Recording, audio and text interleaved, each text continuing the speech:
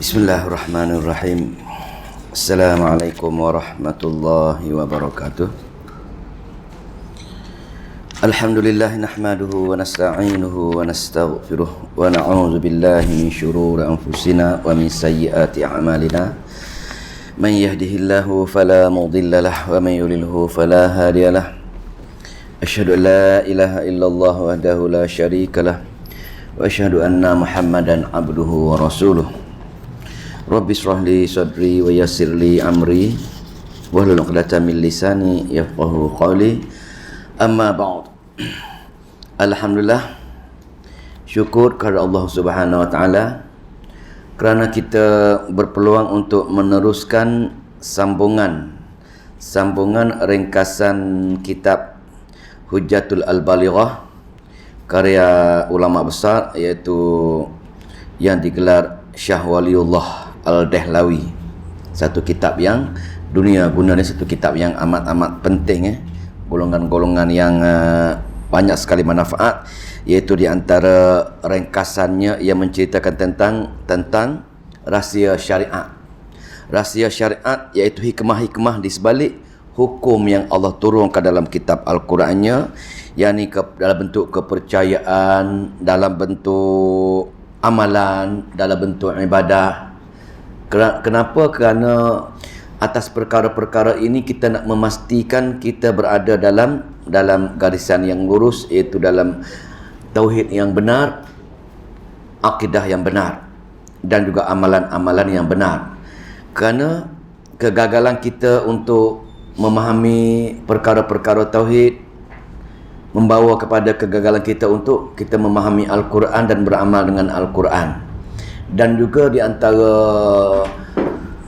dalam Al-Quran ada ceritakan di antara dosa besar, iaitu Allah berfirman, man yusyrik billahi, sesiapa yang syirik kepada Allah, man yusyrik billahi faqad harramallahu alaihil jannah, Allah keharamkan dia masuk syurga.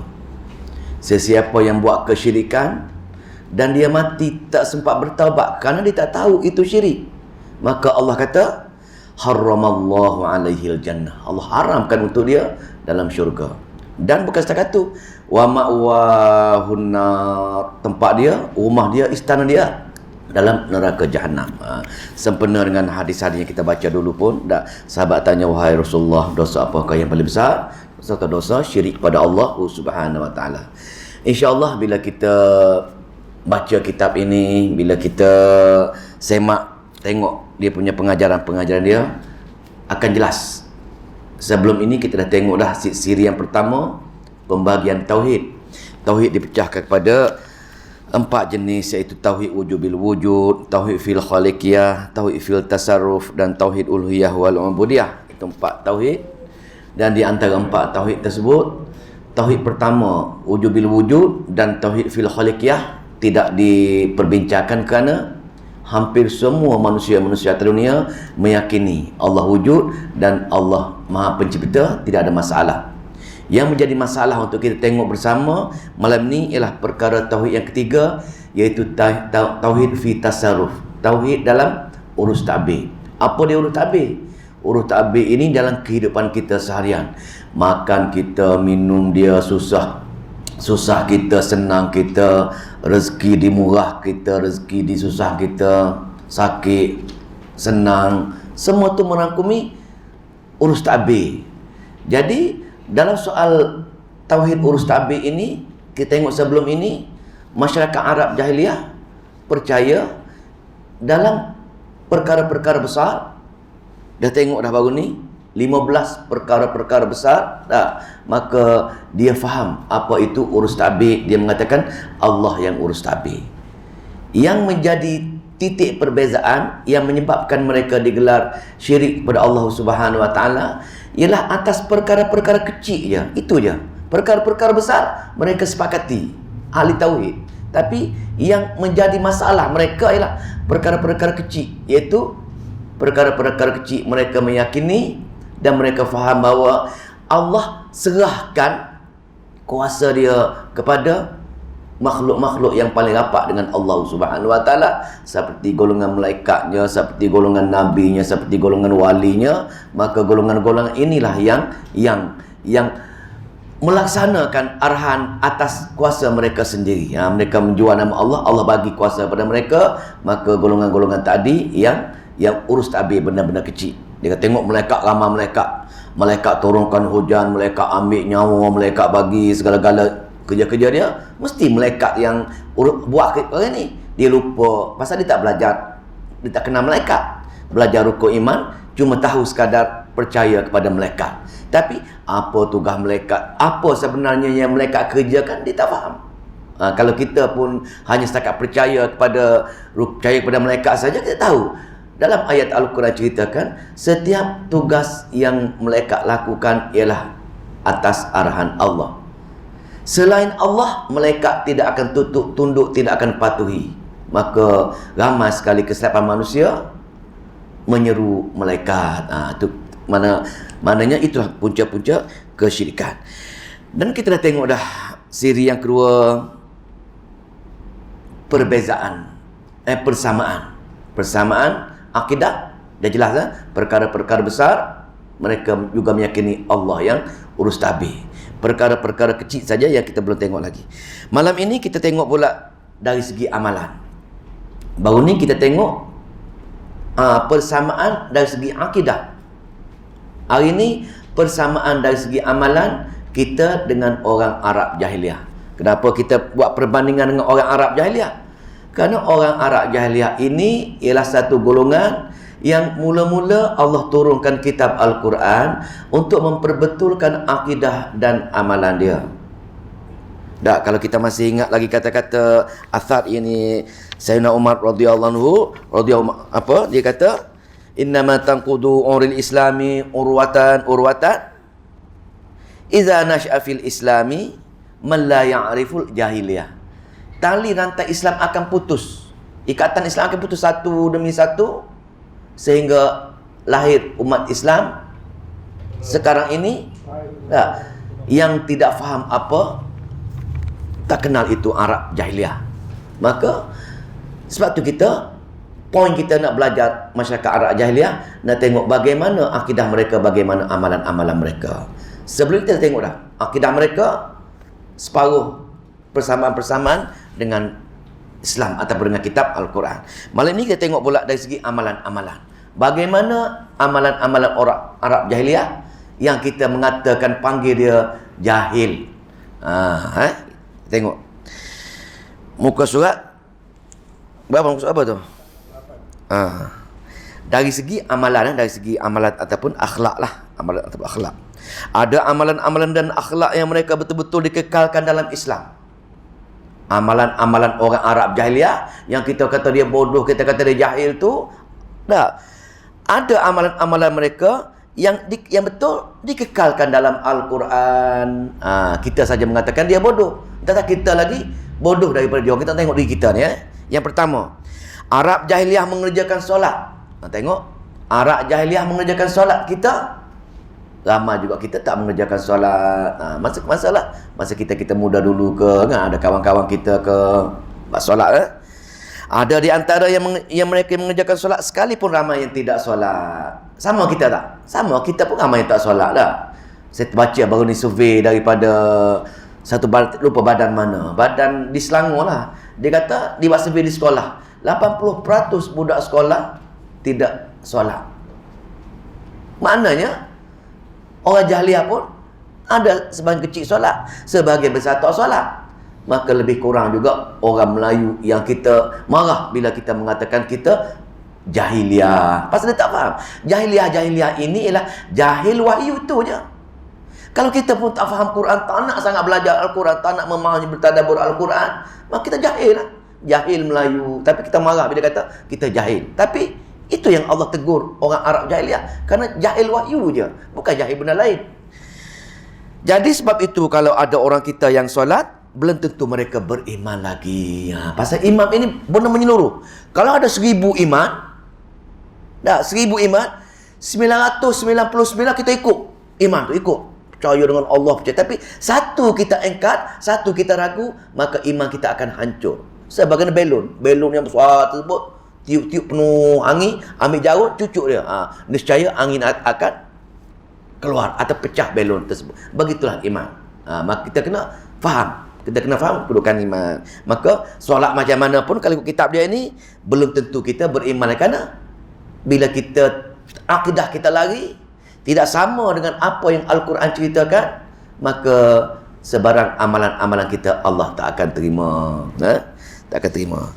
Arab jahiliah mengerjakan solat dengan cara mereka. Dia kerjakan solat dengan cara mereka. Pasal apa? Jarak di antara Nabi Allah Ibrahim, Nabi Allah Ismail dengan mereka ini amat jauh. Sebagaimana jauhnya Nabi besar kita Nabi Muhammad SAW dengan kita sekarang ini. Apa jadi kalau kita tak ada kitab Quran? Apa jadi kalau kita tak belajar hadis? Maka kita pun, solat kita pun, apa jadi? Hanya 2 kali 5 dengan dia orang dulu. Bahkan ada Quran, ada hadis pun, banyak lagi solat-solat kita tidak menyamai dengan sifat-sifat solat Nabi. Bila kita tunjukkan cara-cara solat Nabi macam mana, takbir macam mana, baca macam mana, tertib macam mana, mereka marah. Itu golongan tak betul. Nampak tak? Pasal mereka jahil ilmu, mereka jahil wahyu, mereka jahil hadis, mereka jahil dengan ilmu, maka mereka tak percaya dengan apa-apa yang hadis cerita, apa-apa Al-Quran cerita. Mereka dalam bahasa yang lebih tegah laginya, mereka sering bila jahil ilmu, mereka akan buat perkara-perkara bid'ah. Mereka menambah, suka buat ajaran baru bagi mereka. Lepas tu wuduk pun mereka lakukan itu. Mereka akan bersuci sebelum menghadap Allah Subhanahu Wa Taala, sebelum mereka melakukan ibadah. Dalilnya ada dalil dia. Bunyi apa tu? Dalil dia daripada Abu Dzar, bila dia telah meluk Islam, dia jumpa Rasulullah, dia kata, wahai Rasulullah, sebelum aku jumpa kamu, sebelum aku masuk Islam, aku juga dah solat. Tengok dia kata, aku juga solat. Jadi solat itu adalah satu bentuk ibadah yang memang telah diamalkan oleh Arab jahiliah lagi. Tentulah tidak sama 100% seperti mana yang kita lakukan sekarang ini. Lalu bagaimana mereka solat? Yang dapat dikesan adalah mereka akan sujud. Nasara, Majusi pun sujud juga. Dan ada beberapa upacara bentuk zikir pada Allah Subhanahu Wa Taala. Bentuk-bentuk zikir, bentuk-bentuk istighfar. Orang Arab jahiliah pun ada ungkap perkara-perkara tersebut. Bila mereka melakukan dosa, mereka akan beristighfar. Itu Arab jahiliah. Tapi kalau kita melakukan dosa, kita tidak beristighfar, maka kita lebih teruk lagi daripada orang Arab jahiliah. Cuma kita saja mengatakan mereka Arab jahiliah. Tapi kita tak sedar diri kita yang lebih jahil daripada orang Arab jahiliah. Mereka juga, bila mereka solat, mereka juga menghadap kiblat. Sama, mereka juga menghadap kiblat Kaabah. Kemudian apabila mereka masuk Islam, solat mereka lebih sempurna lagi. Lebih sempurna lagi bila mereka masuk Islam. Maknanya di sini kita telah terima bahawa musyrikin Mekah juga solat dan bermunajat dan berdoa kepada Allah Subhanahu Wa Taala, tetapi atas perkara-perkara besar. Wahai Allah, jangan banjir. Wahai Allah, jangan jadi gelombang. Wahai Allah, jangan kemarau panjang. Bab tu dia berdoa dengan Allah. Tetapi atas perkara-perkara kecil aja isu ni. Atas perkara-perkara kecil atas perkara-perkara kecil saja yang menjadi masalah. Pasal apa? Pasal mereka faham kalimah la ilaha illallah. Dia Nabi kata, ya ayuhan nas qul la ilaha illallah. Mereka bangkit. Mana boleh? La ilaha, tidak ada ilah, tak ada. Kami ada ilah yang lain. Dia kata, ini pun kena Tuhan. Dia kata, Allah utuskan kerabat, orang rapat dengan dia tu untuk melakukan urus ta'bid. Apa tu? Musyrikin Mekah juga berpuasa. Puasa. Dia puasa. Dalam hadis Sahih Bukhari, ada diberitahu oleh Aisyah bahawa Arab jahiliah berpuasa pada hari Ashura. Ini puasa Ashura ini daripada Nabi Allah Ibrahim lagi. Nabi Muhammad juga berpuasa pada hari Ashura sebelum syariat diturunkan. Setiap 10 Muharram puasa Ashura merupakan puasa diamalkan oleh orang Arab Quraisy. Jadi mereka puasa walau bagaimanapun sebahagian besar tak puasa. Sebagaimana kita sekarang ini dalam bulan Ramadan pun kita puasa kata ada yang puasa, ada yang tidak puasa. Jadi sama tak? Dari segi amalan tidak ada langsung dipertikaikan. Orang Arab jahiliah marah dengan Nabi bukan kerana amalan-amalan. Pasal mereka juga buat amalan-amalan semacam apa yang Nabi buat. Tidak ada masalah. Tidak timbul isu yang dia marah dengan amalan-amalan yang orang Islam buat ketika itu. Maka dia kata, itu dia puasa. Arab jahiliyah juga beriktikaf di masjid. Dia beriktikaf di masjid. Tengok, bila dia ada masalah nak pahala, dia akan pergi masjid beriktikaf. Kononnya bila dia pergi masjid, dia panggil dulu bertapa lah. Dia duduk di masjid, pahala akan ada. Kita bila kita pergi masjid, ingat tak ingat kadang-kadang banyak terlupa daripada kita niat iktikaf. Nasbaiklah ada di dinding masjid tulis sila niat beriktikaf. Dan kalau tak ada tu, duduk sajalah. Duduk khayal, duduk tengok Facebook dah, duduk tengok WhatsApp, tengok lagi ketika tu. Sedangkan mula-mula sampai masjid, yang pertama kena beriktikaf dulu. Pasal itu pahala yang Allah nak beri untuk orang yang dah hadir ke masjid. Walaupun sekejap niat beriktikaf. Pasal orang Arab jahiliyah pun dah beriktikaf ketika itu. Di samping beriktikaf, Sayyidina Umar radhiyallahu anhu pernah tanya Nabi selepas dia masuk Islam. Ini adalah hadis Bukhari tentang nazarnya. Yakni orang Arab jahiliyah juga bernazar. Bila dia dapat satu benda, nak sesuatu benda, dia bernazar atas nama apa? Atas nama Allah. Demi Allah, wahai Allah, kalau kamu bagi sekian-sekian, aku akan bernazar nak beriktikaf di Masjidil Haram. Dia berniat macam tu. Sama. Tapi kita mengatakan dia jahiliah. Pasal kita tak kenal itu dia. Jadi kita belajar nak mengenal dia, maka dari segi amalan sama saja. Cuma berbeza dan bentuk-bentuk lah pasal perkara-perkara ikut selera dia lah. Dia kata semasa dia jahiliah, dia pernah bernazar untuk iktikaf di Masjidil Haram. Dia tanya, wahai Rasulullah, perlukah ia teruskan nazar itu? Nabi suruh beliau tunaikan nazarnya. Maknanya iktikaf dan nazar itu sabit dalam amalan orang-orang Arab jahiliah. Maka nazar pun syariat Nabi Allah Ibrahim lagi yang diteruskan oleh Arab jahiliah. Cuma kadang-kadang dia ubah kaedah. Cara pasal apa? Pasal jauh sangat. Dia tak ada kitab nak rujuk. Kita yang tak ada kitab nak rujuk, kita yang ada kitab nak rujuk pun tak rujuk pada kitab. Hanya berdasarkan ajaran-ajaran yang lama-lama lagi. Maka 2 kali 5 saja dengan orang Arab jahiliah. Musyrikin Mekah juga mengerjakan haji dan umrah. Dia pun mengerjakan haji dan umrah. Haji dan umrah. Kalau musim haji ada perkara wukuf, Arfah, Mina, di Muzdalifah itu dia akan berkaitan dengan perkara tersebut. Dia buat berbagai-bagai perkara. Buat haji, dia buat haji. Cuma dia ubahlah pasal dia reka aja, pasal lama sangat ajaran dia daripada zaman Nabi Ibrahim dengan dia. Maka dia buat berbagai-bagai pindaan ataupun berbagai-bagai perkara baru dalam agama Nabi Allah Ibrahim. Sebagai contoh, bila dia wukuf, orang-orang luar Arab boleh dibenarkan wukuf di Arafah, tapi dia tak payah wukuf. Pasal apa? Pasal dia orang mulia. Orang Arab jahiliah ni, dia rasa dia orang alim, dia orang mulia. Jadi, dia tak ada dosa. Yang ada dosa saja perlu wukuf. Begitu juga dengan tawaf. Tawaf di Kaabah untuk buat umrah. Dia kata, dia tawaf dalam keadaan memakai pakaian ihram. Tapi, orang luar daripada Mekah kena tawaf telanjang. Kenapa telanjang? Pasal dia, harta dia kotor. Harta dia beli pakaian dia tersebut dengan duit-duit halal, duit riba, duit yang tak jelas, maka tak boleh pakai pakaian. Kalau nak pakai pakaian juga, kena bertaubat, kena minta izin dengan orang Arab jahiliah. Tengok, dia tahu pahala, dia tahu dosa. Orang Arab jahiliah, dia tahu semua. Tapi kita tak kenal dia, kita mengatakan dia terlalu jahil. Kalau tengok perangai macam ni, bandinglah dia dengan kita yang kita mengaku Islam, yang kita mengaku kita ini benar-benar ajaran Islam Nabi kita. Kalau kita tak belajar hadis, tak belajar Al-Quran, maka nyatalah amalan-amalan kita jauh sangat lari daripada ajaran benar, ajaran bawa oleh Nabi Muhammad sallallahu alaihi wasallam. Dah.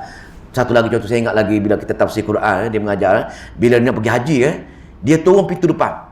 Turun pintu depan buat haji. Dan dia nak balik, dia tak akan balik pintu depan tu. Dia akan cari pintu ke belakang, dia buat pintu lain. Pasal apa? Pasal dia kata kalau dia masuk pintu yang sama, dosa dia akan tunggu masuklah badan dia balik. Sebab tu buat pintu lain. Dahulu-dahulu orang kita macam tu.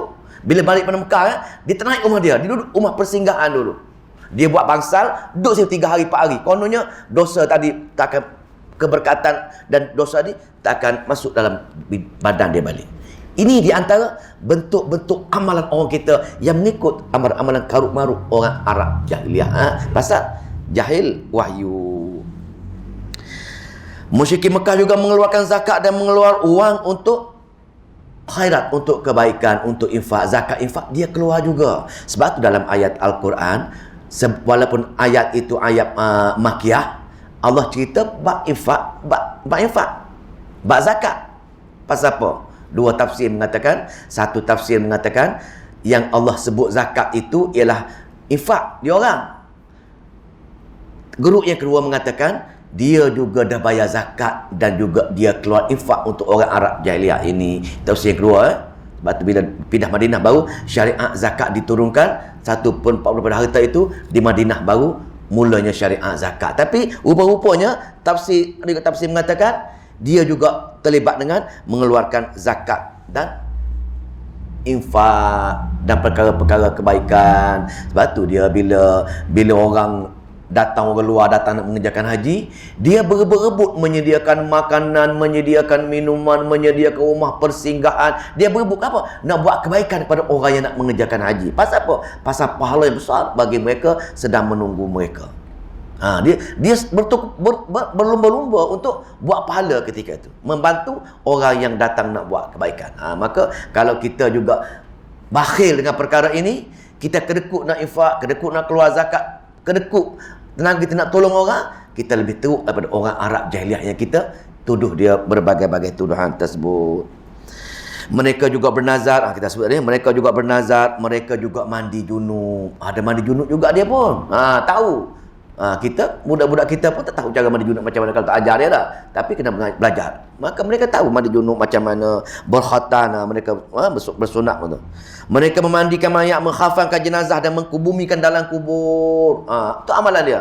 Sama amalan dia, mengebumikan dalam kubur. Cuma kadang-kadang bila berlaku peperangan, bila mati musuh, mereka baling di pinggir-pinggir gunung, di bawah-bawah bukit. Pasal apa? Pasal mereka marah sangat dengan musuh mereka untuk sebagai nak memarakkan lagi api peperangan. Mereka sengaja buat macam itu. Mereka menyembelih binatang di halkum. Mereka tidak menjerut tengkuk binatang, tidak membelah perut atau ketuk kepala, akan menggunakan cara-cara lain untuk memakan binatang. Mereka akan sembelih macamlah orang Islam sembelih binatang. Maka ini Allah kekalkan dalam kitab, dalam Al-Quran dia. Mereka mengamalkan akikah sebagai tanda kesyukuran kelahiran anak mereka. Mereka mengamalkan akikah sebagai tanda kesyukuran pada mereka. Mereka meraihkan kelahiran. Mereka menamakan anak-anak mereka dengan nama Abdullah. Hamba Allah, tengok dia tahu. Mereka menamakan anak dengan nama Abdullah. Contoh Abu Bakar, Abdullah bin Utsman, Jabir bin Abdullah, banyak lagi nama-nama yang bernama dengan Abdullah. Nama ayah Nabi pun nama Abdullah, hamba Allah. Mereka memahami mahram dan nasab, keturunan. Mereka tahu apa-apa dia, siapa yang tak boleh dikahwini. Pak saudara, mak saudara tak boleh dikahwini, sepupu boleh dikahwini, 2 pupu boleh. Dia tahu semua tu. Sama dengan kita punya ni sistem. Termasuk tidak boleh kahwin saudara sesusuan. Orang Arab ni suka menyusu dengan orang lain sebagai satu bisnes untuk dia. Bila satu musim orang beranak lah, mula beranak dia golongan-golongan Arab-Arab baru keluar ke orang Mekah orang haji tu, dia turun. Dia iklan lah, siapa yang nak menyusu anak upah dengan dia, siapa yang menyusu anak upah dengan dia. Dia diiklan diri dia untuk menyusu anak. Jadi dia tahu bila saudara sesusu tak boleh kahwin macam adik-beradik. Kan Nabi, kisah Nabi dah, Nabi pergi rumah tu, Nabi pergi rumah ni Halimah dah, pergi cari nak susu tu, tak ada orang nak menyusu ketika tu kan. Okey, sesusuan. Mereka mengamalkan khitbah dan mahar. Khutbah nikah tu dia amal juga. Mahar kahwin pun dia amalkan juga. Mereka memahami talak. Sama ada talak lah, talak raji'in ke, talak baim ke, dia tahu semua. Betul. Mereka bersumpah dengan nama Allah untuk menguat kata-kata mereka. Mereka bersumpah demi Allah. Demi Allah. Dia bersumpah mesti atas nama Allah. Tapi orang Melayu bersumpah orang Melayu bersumpah jarang nama Allah. Orang Melayu demi cahaya yang lampu. Demi cicak berbunyi. Tadi cicak bunyi ke tak? Cek. Demi cicak. Demi tengok. Dijual nama cicak. Kononnya cicak tahu perkara gaib apa yang dia cakapkan. Ini kalimah-kalimah kesyirikan kepada Allah Subhanahu. Ramai sekarang kita dia tengah borak, leka-leka borak ni bunyi cicak. Tengok cicak pun faham kita cakap. Maknanya seolah-olahnya ada penjaga cicak yang bagus cicak tadi bagi segenap sikit kamu faham cakap dia. Ini kaedah-kaedah perbualan kita yang kita tak sedar. Kita telah mengucapkan kalimah-kalimah kesyirikan kepada Allah Subhanahu Wa Taala. Lepas tu kita sering bersumpah dengan makhluk-makhluk lain. Demi bulan, demi bintang tak boleh. Yang layak bersumpah dengan bulan, dengan makhluk-makhluk ciptaan hanya Allah Subhanahu Wa Taala. Setiap makhluk hanya boleh bersumpah dengan nama Allah Subhanahu Wa Taala saja, atau dengan sifat-sifat Allah Subhanahu Wa Taala saja. Mereka memahami haramnya zina. Mencuri, menyamuk, dia tahu. Haram zina, haram mencuri, haram menyamuk, dia tahu semua. Tapi dia buat juga. Macamlah orang kita tahu zina tak baik, berdosa-dosa besar, mencuri, tahu tapi buat juga. Maka buat itu tidak ada masalah.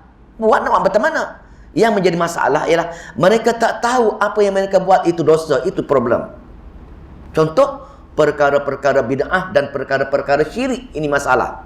Pasal perkara bid'ah mereka mengatakan itu perkara-perkara baik, perkara-perkara yang benar, perkara-perkara yang boleh mendatangkan pahala. Mereka buatlah. Sampai bila pun mereka tak akan bertaubat selagi mereka tak mengaji Quran, tak mengaji hadis. Begitu juga dengan syirik pada Allah Subhanahu Wa Taala. Sampai bila pun orang tak tahu itu syirik, itu syirik. Pasal apa? Selagi tak memahami Al-Quran, tak mengaji hadis. Maka itulah dua perkara mereka buat macam ini. Tetapi perkara-perkara zina, mencuri, mengumpat itu mereka tahu. Sampai masa mereka akan wahai Allah, aku daripada muda hingga tua ni, hidup aku duk mengumpat saja, ampun dosa aku wahai Allah. Wahai Allah, aku buat tu ni, berdoa dengan Allah, maka Allah akan ampun dosa dia. Tetapi dosa bid'ah, dosa syirik, tak mungkin kita memperbetulkan amalan, memperbetulkan akidah selagi kita tidak belajar. Berat ni. Sebab itulah perkara ini yang kita amat-amat menakutkan, amat menakutkan bagi mereka yang kurang duduk dalam majlis ilmu, tidak belajar hadis, tidak belajar Al-Quran ini. Maka lihatlah bagaimana ada persamaan amalan dan akhlak mereka dengan Islam. Tetapi tidaklah mereka buat begitu, mereka telah selamat kerana Allah panggil mereka musyrikin. Kita pun panggil mereka musyrikin Mekah. Syirik juga mereka, walaupun dia buat amalan-amalan betul, pasal akidah tadi ada sesuatu yang mereka langgar, maka mereka tetap musyrikin.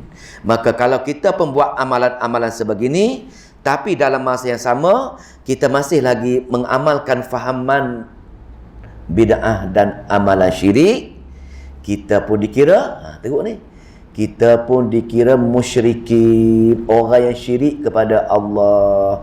Pak golongan yang kita berdoa, ghairil maghdubi alaihim waladdallin. Hari-hari kita berdoa tu, wahai Allah, jauhilah aku daripada golongan-golongan yang kamu murkai dan golongan sesat, iaitu golongan kaum murka ya Allah, golongan Yahudi dan golongan musyrikin, dan golongan sesat, golongan munafikin dan golongan Nasara. 4 golongan tersebut. Maka bila kamu mengatakan aku musyrikin, maka nyaya aku wahai Allah, aku menjadi orang yang benar-benar rugi. Ini kenapa? Itulah kesyirikan yang Allah tekankan sangat, tekankan sangat, besar sangat dosa syirik tadi. Man yusyrik billahi faqad harramallahu alaihi jahannam. Allah haramkan syurga untuk orang-orang yang syirik pada Allah Subhanahu Wa Taala. Habis maka nyatalah amalan dia pun lebih kurang sama dengan amalan kita. Cuma sebagai kecil mereka beramal, sebahagian besar tak beramal. Orang kita pun sebahagian kecil beramal, sebahagian besar tidak beramal. Maka dari segi amalan, tidak ada apa-apa isu yang kita boleh mengatakan mereka jahiliah. Kerana kita juga jahil sebenarnya selagi kita tidak beramal dengan Al-Quran dan As-Sunnah. Perbezaan fahaman musyrikin Mekah dengan Islam ini baru perbezaan. Tadi persamaan akidah dah jelas, persamaan amalan dah jelas. Kita masuk bab baru.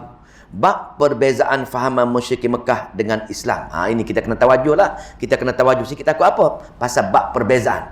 Takut kita buat juga apa yang berbeza dengan Islam, berbeza dengan Nabi, kita pergi buat juga. Ini yang kita kena perlu tawajuh sikit. Maka orang Arab jahiliah, sebelum ini kita telah syarah bagaimana ada persamaan antara akidah dan amalan musyrikin Mekah dengan Islam. Kalau ada keserupaan, kenapa mereka tolak juga Nabi Muhammad? Ditanya. Kita tanya. Sebelum ni kita dah belajar dah persamaan akidah dan amalan. Kalau dah sama, kenapa mereka tolak Nabi juga? Mereka itu orang yang menghormati Kaabah. Mereka tahu halal dan haram sebagai contoh. Bila mereka hendak membina semula Kaabah yang telah dirosakkan oleh banjir pun, mereka tak berani pakai duit kerana mereka khawatir duit itu duit haram, duit riba, duit mencuri, duit hasil perzinahan. Mereka yakin duit itu duit haram, mereka tak nak buat Kaabah tersebut. Berapa lama tertangguh Kaabah tak siap-siap, tak cukup duit halal. Kita pakai redah je.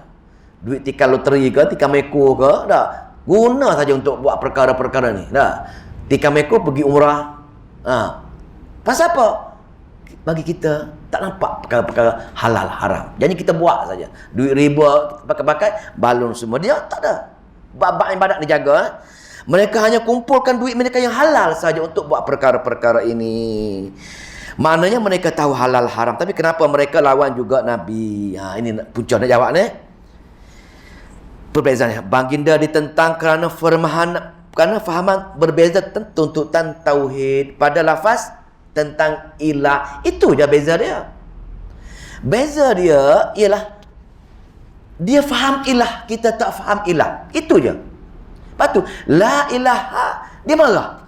Kita la ilaha illallah, la ilaha illallah di kubur-kubur pergi meratik, tapi membohong dengan ahli-ahli kubur. Pergi jumpa dengan bohong-bohong. Disuruh mengucap la ilaha illallah, tapi menyeru luar asbab ilah-ilah yang lain, bohong-bohong tadi. Nampak sekarang ni? Kita sebut dia boleh la ilaha illallah, pasal apa sebut? Kenapa kita hanya mengucap dan kita tahu mengucap?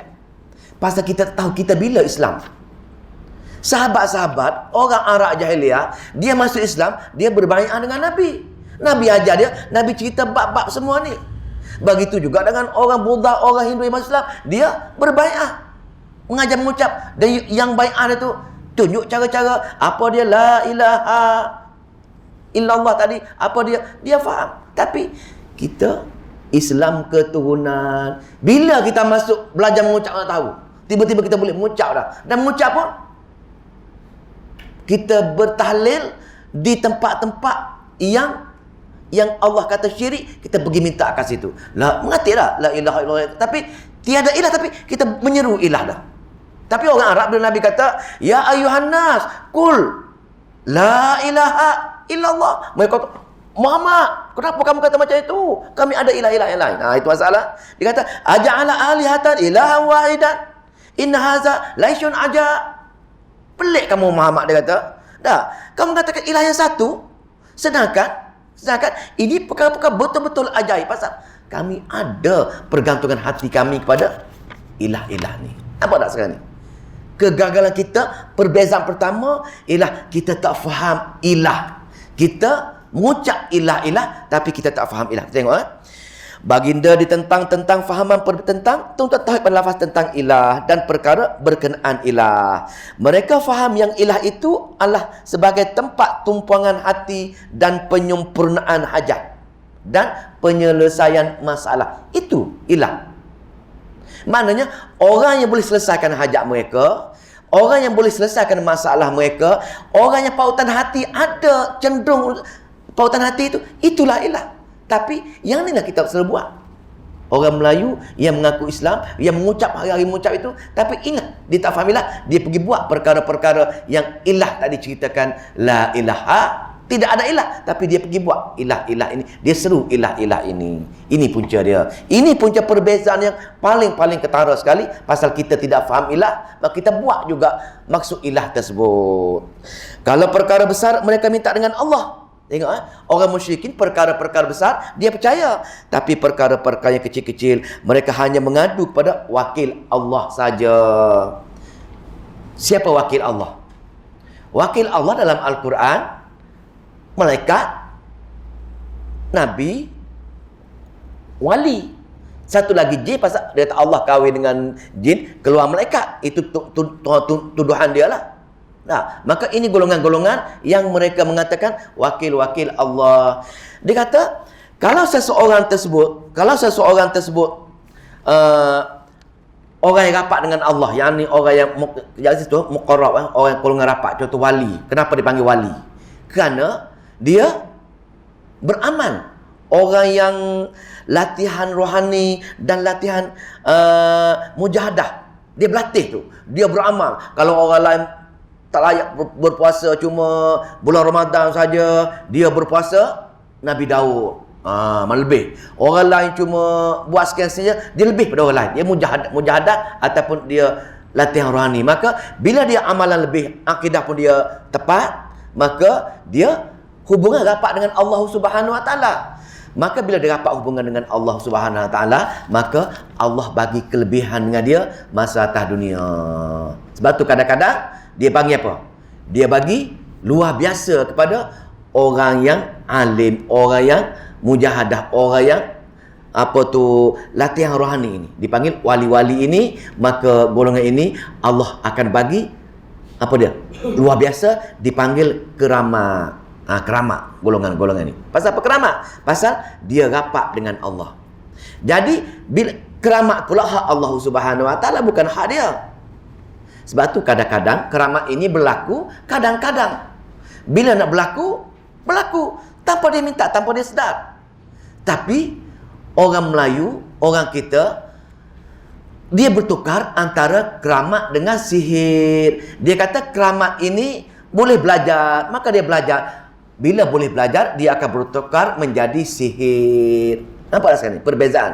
Perbezaan keramat dengan sihir ialah dua-dua merupakan luar biasa, tetapi keramat anugerah Tuhan bukannya hak wali tersebut. Sihir ialah orang yang tidak ada latihan rohani, tidak mujahadah. Orang ni dan amalan dia bercanggah dengan Allah, bercanggah dengan sunnah, tetapi dia dapat luar biasa. Namakan sihir. Dan sihir boleh belajar lah, boleh belajar. Kadang-kadang menggunakan ayat Al-Quran, kadang-kadang guna mentera, jampi, berbagai-bagai bentuk. Maka itu sihir. Maka golongan wali yang rapat dengan Allah ini, masa dia hidup, Allah dah bagi keramat. Maka golongan-golongan yang rapat dengan dia tahu dah, oh ni orang alim, maha guru. Maka bila dia mati, wali tadi mati, maka golongan-golongan pengikut, golongan yang kenal dia ni mengatakan, pasal dia baik, pasal dia latihan rohani banyak, dia mujahadah, maka mesti kalau dia mati pun Allah bagi kelebihan dengan dia selepas dia mati. Kesayangan Allah. Dia reka ni. Dia reka. Pasal apa reka? Pasal dia tak mengaji Quran. Dalam Al-Quran tak ada dah. Dalam Al-Quran tak ada perkara-perkara. Dan surah Az-Zumar Allah cerita dah. Cerita apa ni? Mereka kononnya nak merapatkan dengan Allah Subhanahu Wa Taala, tak boleh. Surah Az-Zumar ceritakan la liqarribuna ilallahi zulfa. Mereka mengatakan kami bukan sembah dia, kami nak merapatkan hubungan dengan dia saja. Tapi Allah tetap syirik pada Allah Subhanahu Wa Taala. Jadi bila wali tadi mati, bila dia mati, golongan-golongan kenal dia sebagai wali ini merasakan dia reka Allah akan bagi kelebihan dengan dia, kita bolehlah menyeru dia, minta dengan dia. Ini punca dia. Maka mereka pun menyerulah di kubur-kubur wali tersebut. Dan kalau tak kenal wali pun, Ada guru-guru yang rapat dengan wali tadi, sayalah wakil wali tadi. Nak jumpa dengan Syekh Qadir Jalani, nak jumpa dengan wali sekian-sekian, wali kutub apakah, memadai dengan buat baik dengan guru ini akan menyeru wali-wali tadi untuk menyelesaikan perkara-perkara kecil ataupun bagi hajat perkara-perkara kecil. Perkara-perkara besar Allah, perkara-perkara kecil saja. Nak dapat kerja ke, nak kena saman kereta, saman motor ke, baca sekian-sekian. Pasal apa? Guru ajar, baca sekian-sekian. Kadang-kadang baca ayat Al-Quran. Nak elakkan polis takut kita, nak elakkan JPJ takut kita, baca ini segah dia dipanggil ayat cerca. Kita main ayat Quran, baca ayat Quran. Sedangkan tak ada sebarang dalil, sebarang hujah ayat tersebut merupakan ayat yang dibaca Nabi dan para sahabat untuk menjadikan ilmu mencerca. Dia pergi reka, dia mengambil ayat Quran menjadi ilmu cerca. Maka ayat Al-Quran dah menjadi sihir sekarang ini. Nampak tak? Mereka menggunakan Al-Quran untuk semata-mata dunia, untuk mengambil kepentingan dunia. Mereka tak kira dah apa-apa pasal mereka jahil ilmu wahyu. Ini masalah besar kita. Itu wali itulah maka, tapi perkara yang kecil mereka kepada Allah dipanggil ilah. Semua ini dipanggil ilah dalam bahasa Arab, iaitu Allah adalah ilah dan wakil Allah pun ilah juga. La ilaha, tidak ada ilah-ilah yang lain illallah, melainkan Allah, dia katanya itu.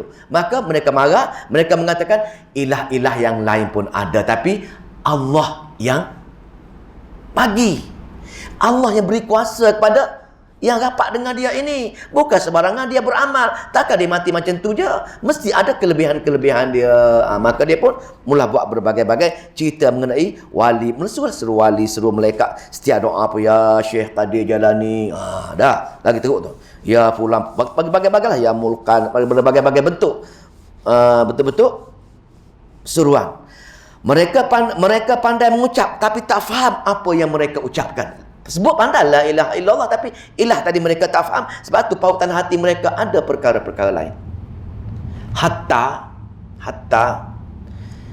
suami rasa sedih, isteri rasa sedih kalau suami dia mati. Kalau suami aku mati, bagaimanalah aku nak hidup nanti? Siapa nak bagi makan aku? Siapa nak bagi makan anak-anak aku? Nampak tak? Ilah lah tu. Di sini suami dia sebagai ilah dah. Pasal rezeki Allah Subhanahu Wa Taala, asbab saya suami dia mengeluarkan ayat-ayat yang semacam itu. Apa dah? Pautan hati. Sebarang pautan hati yang kita meyakini walaupun perkara luar asbab, itulah ilah sebenarnya. Maka kita akan belajar nanti perbahasan ilah, kita akan belajar bab terakhir nanti. Bab yang itulah perbahasan mengenai ilah, kita akan lebih faham. Ini ringkasan dulu.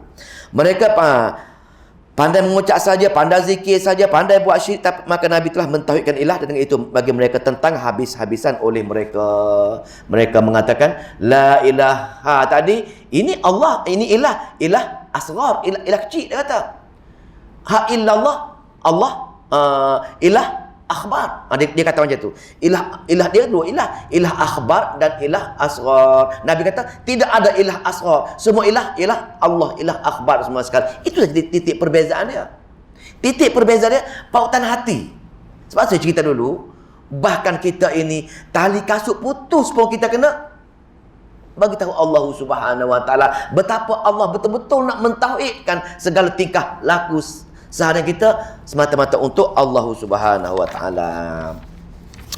Sikit kita baca satu bab ni hari ni. Bab ilah ya. Dan mereka musyrikin Mekah kata, bukan Allah sahaja yang ilah, tapi yang lain pun boleh jadi ilah juga. Sama kita ni. Cuma kita tak faham, kita buat. Tapi kita buat benda tu. La ilaha hati kita buat, tapi pasal kita tak faham. Berbeza kita buat apa yang kita tak faham. Orang Arab dia buat pasal dia faham. Dikaitkan dengan ad-dhalin, golongan yang sesat ni, golongan yang jahil ilmu ini. Mereka tak boleh terima ada satu ilah saja. Allah ulang kata-kata mereka dalam surah As-Sad. A'udzubillahi minasyaitonir rajim. Surah As-Sad ayat 5 nanti tuan balik semak ayat 5, ayat 6, ayat 7 surah As-Sad nanti cerita bab ni, cerita bab ilah. Aja'ala alihatan, mereka menjadikan ilahan wahidan, bilah yang banyak berbilang-bilang ini. Mereka menjadikan ilah yang berbilang-bilang, mereka menjadikan segala pautan hati yang kuasa itu, ini dia kata wahidan sebagai satu. In haza, ini atau perkara ini la syai'un ujab, sesuatu yang amat pelik, amat tak boleh percaya. Pasal kami menyeru mendapat, kami buat menjadi. Kalau tidak masa 13 Mei wali-wali Melayu parang terbang, dia kata. Kenapa menjadi? Itulah dia kata anugerah Tuhan. Dia jual nama Tuhan untuk menyeru perkara-perkara yang semacam ini. Perkara-perkara yang pelik-pelik. Perkara-perkara pistol tak meletup, parang terbang, boleh berenang. Dan ini mungkin boleh berlaku, tapi ketika itu je. Tapi kalau dah berlaku itu hak dia, itu bukan keramat. Itu adalah sihir. Ingat? Beza dia. Benda-benda yang menjadi hak seseorang tersebut, kalau berterusan berlaku, itu sihir. Kalau berlaku secara kebetulan saja, itu adalah keramat. Itu beza dia. Sebab tu kalau kita kata guru tu mulut masin, guru tu tahu ilmu kita, tahu niat kita, dia dah ambil sifat Allah kepada guru. Itulah kesyirikan kepada Allah Subhanahu Wa Taala. Kita pergi jumpa bomoh. Nak pergi jumpa bomoh ni kena betul-betul pasal niat. Kalau kita niat tak betul, dia tahu apa isi kita. Nampak tak? Kita pergi jumpa dia. Dia pun kita dah. Tengok muka kita. Saya tahu depan rumah awak tu ada satu rumah lain lagi. Bawa limau ni tak? Bawa limau nipis. Potong. Dia potong. 5 berkecah 52. Tengok ni. Tengok ni, ada tak ada rumah yang menghala ke limau ni jatuh? Tengok mana-mana limau ni jatuh terlentang, menuju itulah rumah orang buat awak buat awak penyakit ke awak ni. Nampak tak? Dia buat perkara-perkara yang sebegini. Kononnya dia tahu. Itulah ilah tadi. Orang bawa pun bersubahat, buat pun bersubahat, orang percaya pun bersubahat, orang menyepah ke cerita lain pun sama-sama bersubahat. Cerita lah, hebatnya bomoh Kedah. Kan pergi 3 bas ke Kedah. 3 bas kan pergi ke Kedah. Penuh bas tersebut. Dia hanya picit-picit tunggu sembuh. Sakit lutut pun hilang, sakit batuk pun hilang. Saja picit je. Nampak tak? Maka 3 bas terlibat dengan perkara ini. Balik cerita kampung B pula. Pergi Kedah lah, bagus lah bomoh tu. Dia sebarkan cerita-cerita khurafat, cerita-cerita yang menjurus pada kesyirikan kepada Allah Subhanahu. Ilah. Tapi kita tak faham. La ilaha illallah, tak faham itu. Kita faham Allah je. Kita ingatkan selagi kita tak sembah berhala, kita okey lah. Itu masalah. Kita akan belajar insya-Allah nanti ya. Mereka tidak terima apabila Nabi kata ilah hanya Allah saja dan yang lain tidak. Padahal pada mereka itu amat pelik sekali. Maka kalau kita rasa ada makhluk yang ada sifat dengan Allah itu syirik, maka dari 99 asma Allah itu, kalau ada satu sahaja yang sama dengan Allah, dah kufur dah. Kalau mana-mana satu sifat Allah kita letak kepada makhluk, maka dah kufur dan dah syirik dah ketika tu. Syirik salah satu, kufur banyak, syirik salah satu dia. Nampak tak? Kalau kita ambil kudrat, kalau kita ambil kudrat dan ilmu, banyak dua sifat Allah, kudrat dan ilmu ini yang menyebabkan kita tergelincir daripada kesyirikan. Surah Ghafir Tanzilul kitabi minallahil azizil alim. Tanzilu kita diturunkan kitab oleh Allah yang aziz, yang ada kudrat, yang perkasa, dengan yang alim, yang maha mengetahui. Dua sifat ini kita sering melakukan kesyirikan pasal sifat ini kita letakkan pada manusia. Tak ada sifat tahu benda gaib, sifat kudrat, dia boleh selesaikan masalah. Ilah tu. Sebab itu kepercayaan pada perkara-perkara yang rapat dengan Allah ini di atas Di atas kadar dalam kawasan tertentu. Sebab kita ni percaya satu kawasan sini ada sekian-sekian doa dia, kawasan lain-lain ada doa-doa dia untuk urusan-urusan tu. Ada ilah tersebut boleh menyembuhkan penyakit batuk, ada ilah tersebut boleh menyembuhkan penyakit orang patah, ada ilah tersebut boleh menyembuhkan orang yang nak dapat beranak lama, sakit perut. Ilah semua tu atas urusan-urusan, berbagai-bagai urusan. Dia reka, dia kata dia ni kita panggil bomoh patah, bomoh tu yang luar asbab. Jangan kita faham dengan dalam asbab, luar asbab kita akan baca nanti. Dalam asbab dibenarkan, cuma ini konsep luar asbab. Kena ingat dalam tahta asbab dengan fauqa asbab. Kita belajar nanti bab perbahasan mengenai ilah dalam bab akhir nanti. Maka urusan-urusan itu. Lepas tu masa-masa tertentu, kawasan tertentu, penjaga-penjaga tadi A, B, kawasan B, semua sekali tu dia ada wali kutub. Wali kutub ni kontrol semua wali-wali di dunia ini, dipanggil wali kutub. Utara, barat, timur, selatan disentraliskan, dikontrol dia wali kutub. Tentu mengatakan dijual nama Syekh Qadir Jalani. Dia orang jual, dia orang Melaka Syirik ini. Dan di setiap kawasan tu ada wali-wali tentu. Taklah wali air, wali api, dia menjaga tu. Sebab tu dia kata ilmu tak minta. Lepas tu urusan kerja-kerja boleh menyelesaikan hajat tu, boleh menyelesaikan masalah ni. Ada wali-wali yang jaga benda. Kita pun pergi jumpa perkara-perkara ni. Yang ketiga, masa tertentu. Kadang-kadang disuruh kita datang jumpa saya, kena jumpa waktu maghrib. Kita pun jumpa lah. Dia waktu maghrib, dia pun buatlah sekian-sekian. Maka, buatlah. Ada pula cara-cara dia. Potong ayam, letak sekian-sekian ke. Buat pulut kuning, letak sekian-sekian ke. Ada cara-cara untuk memenuhi tuntutan ilah-ilah tadi. Ilah tadi nak menyesat kita. Maka memang wujud fahaman-fahaman perkara-perkara khurafat macam ni. Maka kita cukup macam itu bagi perbezaan pertama, perbezaan dari segi ilah. Dua perbezaan lagi. Perbezaan kedua, perbezaan dari segi muqarrab, ahli yang rapat dengan Allah. Ahli yang rapat dengan Allah. Dari segi urus takbir, ilmu, kudrat.